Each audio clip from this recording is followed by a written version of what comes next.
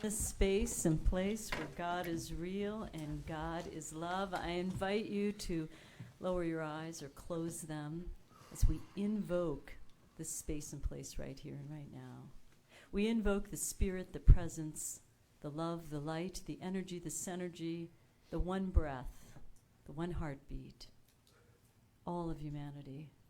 By many names, call it spirit, God, higher power, it does not matter. We breathe that in, knowing right here and right now we are part of that magnificent landscape internally, externally, in form, perfect, whole, and complete. We recognize and give thanks for the Alaska Center for Spiritual Living, for all the moving parts and pieces that make up today's service, whether it's in person or online. We give thanks for this space, for the inspiration, the renewal, the revitalization, for our sacred yes to a spiritual practice of active participation. For this and so much more, we give thanks and we release it to a perfect working of a law that absolutely says yes, and join me in saying, and so it is. We are an interfaith gathering, a spiritual community that honors all teachings and all spiritual teachers. And we do this by lighting candles. And our candle lighter today is Betty. Hey, Betty.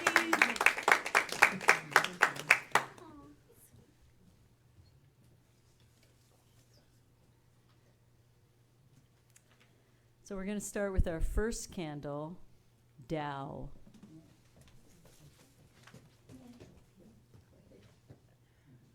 Group effort.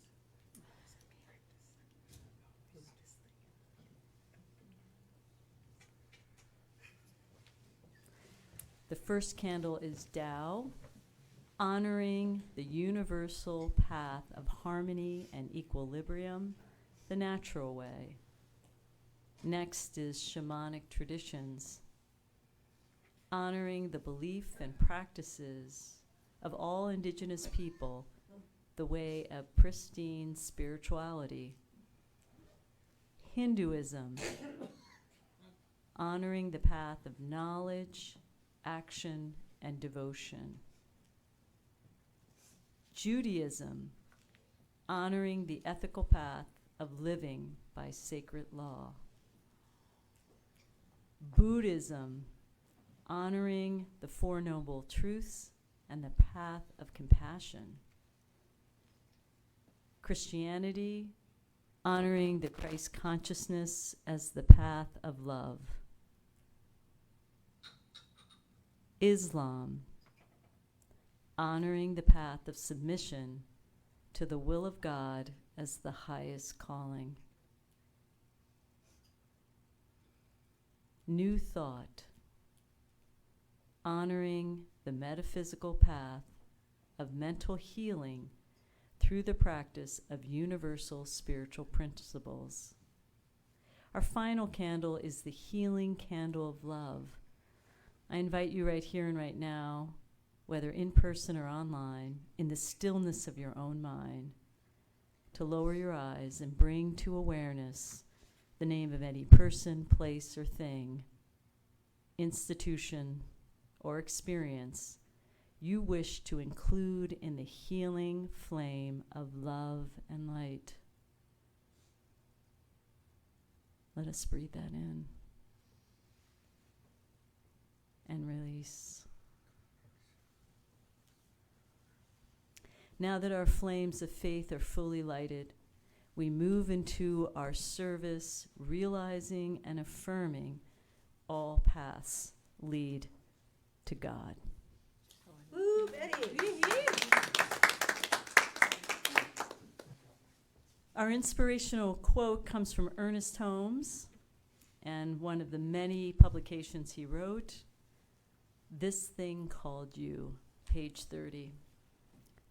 Keep the doorway of your mind open, feeling, thinking, and communing with this life.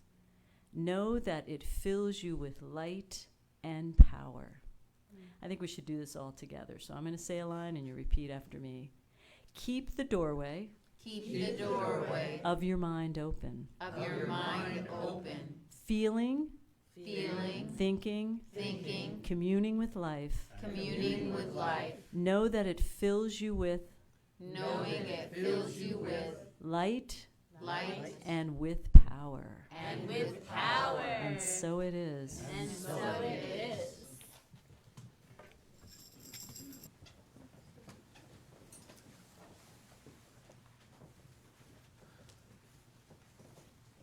Paradox is a natural part of life.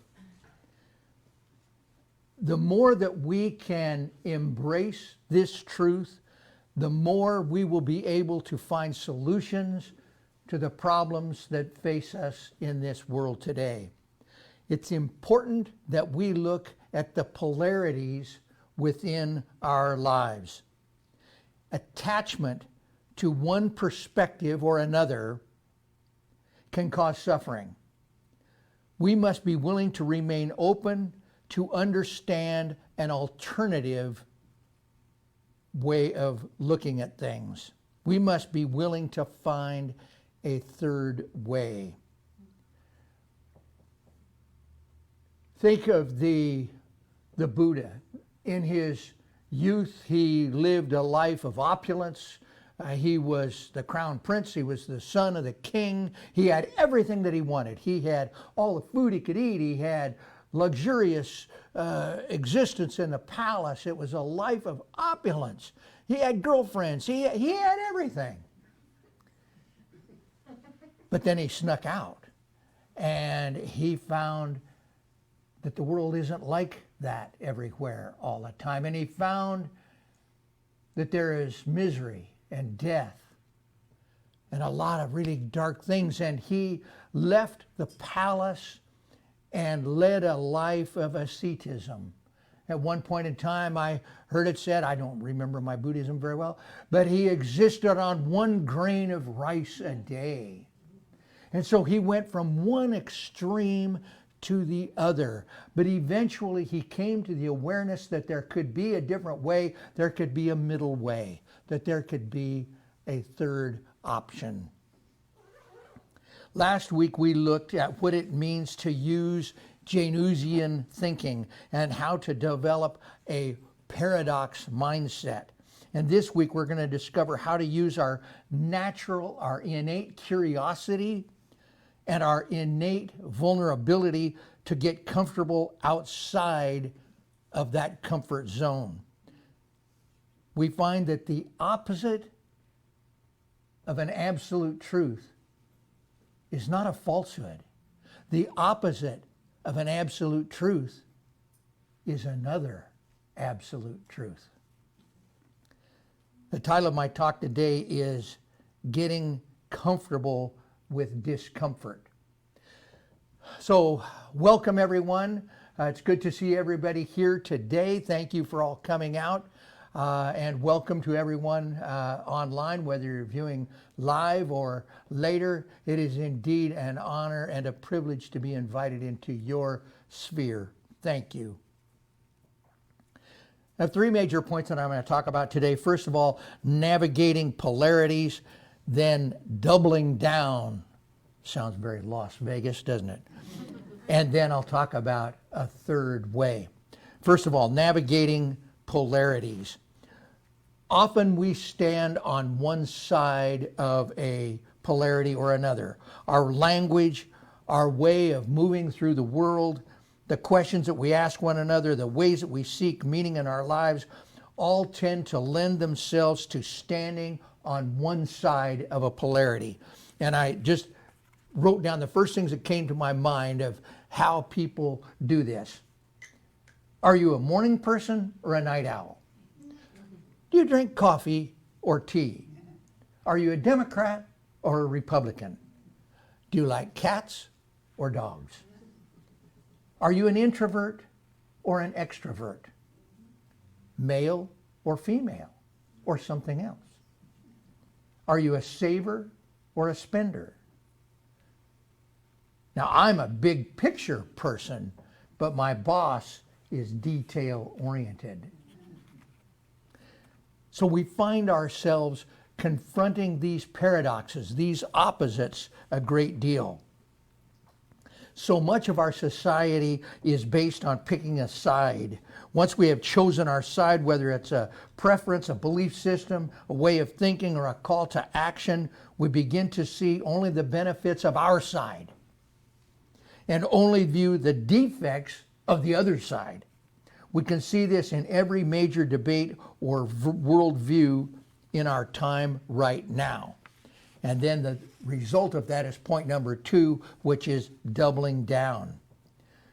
When we force ourselves into only one side of a polarity, we begin to experience the effects of the overuse of that polarity.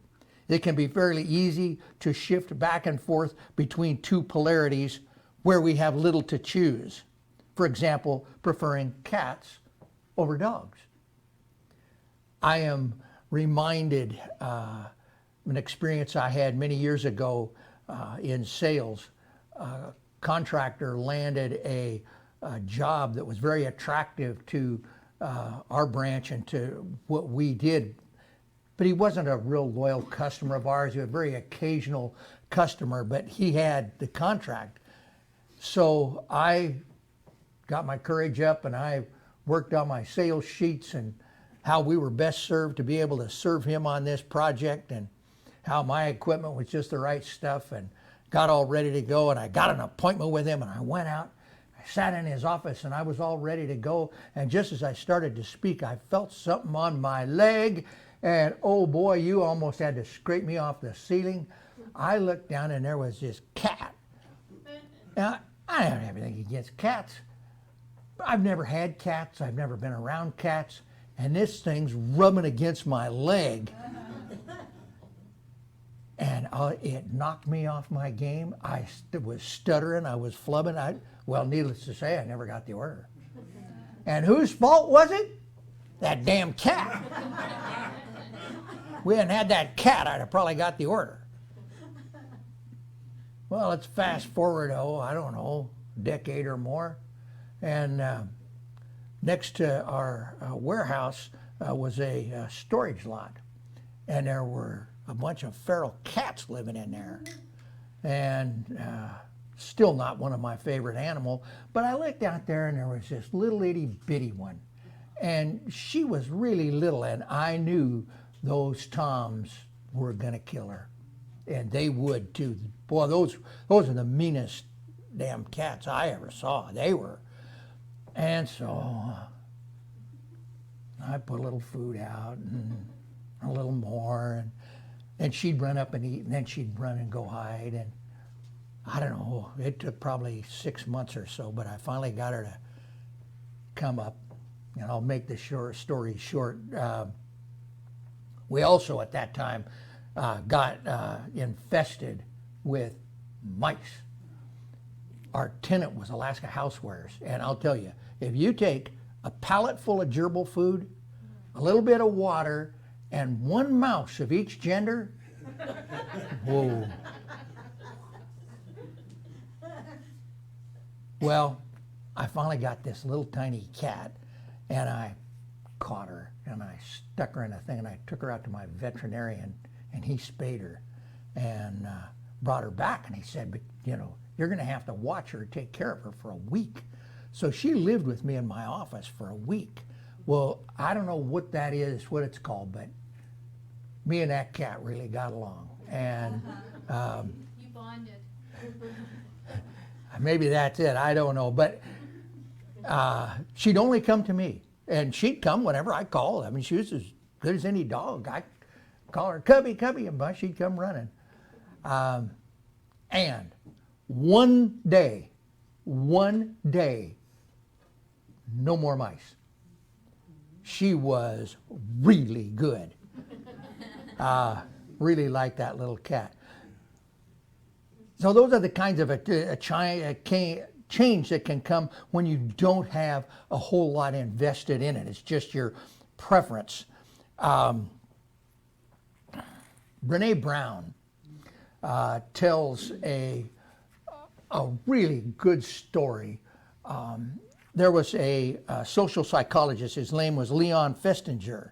And this is back in the early 50s. And he came up with a hypothesis that people who had a firmly held belief would continue to hold that belief even when proven wrong. And there was some debate over that, but he got an opportunity to really put this to test. There was in his area a doomsday cult. And the leader of this doomsday cult had predicted that December 21st, 1954, was the end of the world. The world would be over on winter solstice, 1954. So Leon Festinger and two of his associates infiltrated this cult. And they acted like they were members of this thing, and they're going to go along, and they studied what happened. Well, there were a lot of people that sold their house, sold their car, liquidated all their bank earnings, all their assets, and distributed them to other people. You know, I mean, who's going to need that when, you know, on the 20th at midnight, a giant spaceship is going to come down and suck up all the believers. Well, you're not going to need all those assets if you're in a spaceship out in outer space. So they gave away all of everything. And then there was another group that, yeah, we pretty much believe, but they didn't give away everything. They just sat at home with their backpack on and were hoping that they'd be in the bunch that got sucked up to the spaceship. Well, at 4:45 in the morning, when nothing had happened and the end of the world didn't come and nobody got sucked up to a giant spaceship, the leader of the cult came out and she said, "Oh, I've had a new revelation. And because of so many people that were such ardent believers, the world's been saved, where it's not going to be destroyed." Science at the time thought that was impossible. That once proven wrong, people would say, no, this cult isn't true. It isn't right. Where it was wrong. People doubled down. The most ardent believers said, you got to believe it. We've got a new revelation. And they went out recruiting members as fast as they could, as hard as they could. And even the fence sitters, the ones that were sitting at home with their backpack, they too doubled down and went out and recruited new people. That's how tightly we can hold our beliefs. We can shut out the other side and only see that which we want to. When it comes to something in which we have invested a lot of our time, money, or energy, it becomes harder to shift our perspective, even when we've given away all of our assets. Additionally, it becomes nearly impossible when we discover that something that we identify with is no longer working for us. And this can be seen in our politics, our views on immigration, abortion, spiritual beliefs, religion, cultural views. I could go on and on. Often, rather than opening to the vulnerability of being wrong, self-assessing, changing our views, we double down on our side of the polarity. We overly focus to the benefits of our side, even if we are no longer experiencing those benefits, and we push away the other side, citing its overuses and problems, even though we long for the benefits that it brings.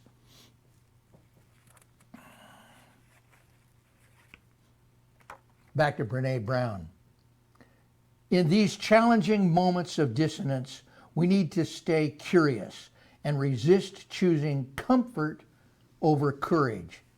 It is brave to invite new information to the table, to sit with it, and to hear it out. Which then leads us to my final point, a third way. Rather than forcing ourselves into a single side of a polarity or swinging back and forth between the two sides. I love cats today, I love dogs today. and switching back, we experience the overuse of one side and long for the benefits of the other. We must learn to find a third way. This requires the vulnerability of looking at what is no longer working and seeing the benefits of the side from which we have pushed away. It simply means being willing to admit that maybe we weren't 100% right, that maybe the other side did have something valuable to say. It can be challenging to change our beliefs, labels, ideas, and even our identity to find a middle ground that utilizes the benefits of both sides of the polarity without suffering from the overuse. For example, most people would label themselves as either an introvert or an extrovert. Yet even the greatest of introverts need time with people. And whether it is out in public or in a small group or even a one-on-one. And even the most outgoing of extroverts need some alone time. COVID has shown us all the benefits of a middle type of a way.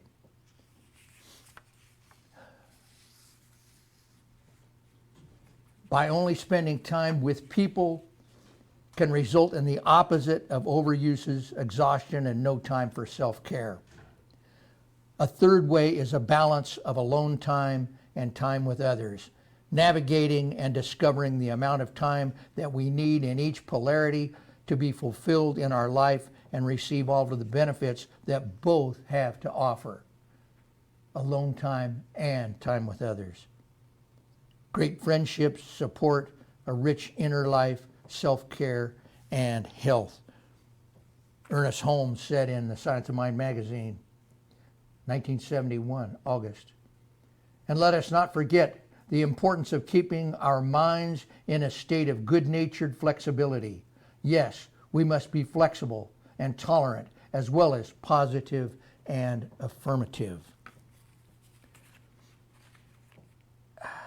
One example of a polarity is the belief that there is a finite amount of wealth in the universe and that we need to acquire all we can before somebody else gets it.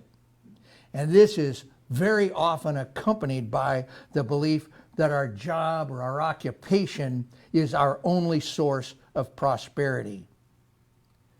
Another contrasting belief is that money is evil and only evil people have money. I've told this story more than once, and I'll bore you with it again because it is so powerful, at least to me. And this is a story of Mama Tony. Some of you remember Mama Tony. She was an elder here. Amazing woman, and what a voice. She shared with the congregation a story of when she was a young woman. And she supplemented her very meager income by sewing. And a big thing for her was to get an order for a dress. A dress was $10. Well, one Sunday, she was in church, and it came time for the collection, and she had $7. She had a 5 and 2 ones, and that's what she had to last her with for the rest of the month, for the second half of the month. So she was having to bite every cent in half. And the collection came by, and she reached into her little purse, and she took out her bill, and she put it down. She laid it down, and she watched the plate go by. She realized she had put the 5 in. And all she had left was $2. And she didn't know what to do. She was ashamed to try and jump up and take the 5 back. She didn't know what to do. So she just sat down and she said, God, something made me put that bill in there. I don't know what it was, but you got it now, and I'm going to need help. Later that week, on 2 different occasions, she got an order for a dress. She did 2 dresses that week. She didn't look at only her job or only sewing. as her income. She turned over in faith to a higher power, to a power that's greater than we are, and it answered. Now, prosperity and generosity can appear to be opposites. The full spectrum of prosperity is impossible to experience without being generous. Where do I start with this one? Jennifer, and I can't say enough good about Jennifer. She has been wonderful, wonderful to work with. And she was so impressed by this community and our generosity. I mean, we give away 10% to home office right off the top. And then we give away 5% to a local charity, a local thing that's in good. And then we have other things beyond that. If there are, Carl, I'm trying to think of the things we've given to in the past, natural disasters and everything. And the subject of the Lahaina fire victims came up. And, we're going to do the Lahaina fire victims. We're going to support them. And I guess I wasn't paying close enough attention, or maybe I was and just did, I don't know. But if you've read your newsletter the last 2 weeks, it says in there that we're giving all that we collect from the permanent fund distribution to the Lahaina fire. It said that for 2 weeks, and we've sat up here from the pulpit saying, yeah, we're going to give everything to Lahaina. And I feel just like Mama Tony. There goes that collection plate, and it's got my 5 in it, because we always split the PFD money. We kept 90%, and we passed 10 on to whatever the recipient was for the, and I thought, hi guys, maybe I ought to learn from Mama Tony and just sit down. Now, our center is not in a place where we are hurting financially. It's not that, we have to have income from people tithing on their permanent fund distribution. In fact, we are very stable financially. We kind of cook along and we lose a little bit every month. And then we have a good month and we get back up on the good side. But we're very stable financially. And we have a savings account. We have a checking account that's full. We have 116,000, I think it's more than that now, in our building fund.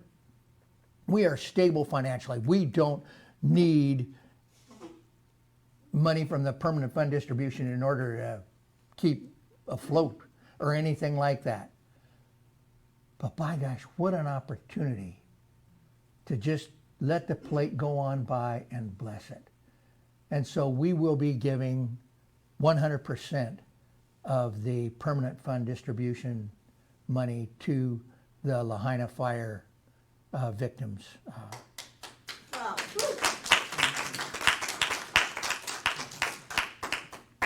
I think I've shared with you the letter I got from Faith Rivera, and really strikes close to home, and I think that this is a good thing.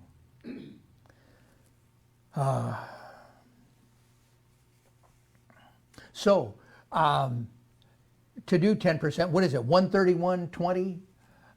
If you make a donation of $131.20, we know that exactly what that is. There are some people who have already given that have given more, and that's fine too. But somehow you have to let us know what it's for. And you can either send an email to me or to the office at cslalaska.org and say, I gave $150 this week and I want it to be, for the Lahaina fire victims, or however you want to do it. Just let us know so that we capture it all. And you don't have to give a full 10%. This law of circulation, and I'll talk more about that in 2 weeks, but this is an opportunity for you to step in and do that. It's certainly not a requirement or anything. I don't want anybody to give if they feel that it's an obligation. Okay. Oh, the missus has got the kids and she's probably not happy I'm talking too long. Conclusion. As we continue to examine paradoxes and polarities that come up in our lives, it is important that we hold gently to our beliefs, ideas, and even identity as we assess what is working and not working in our life? Can we look at the areas of our life where we are holding tightly to one polarity and maybe even villainizing the other and see if there is a third way that utilizes the benefits of both aspects? Third way thinking can be implemented in our lives individually and collectively to find solutions to the big challenges that the world is facing today. And so with an awareness of this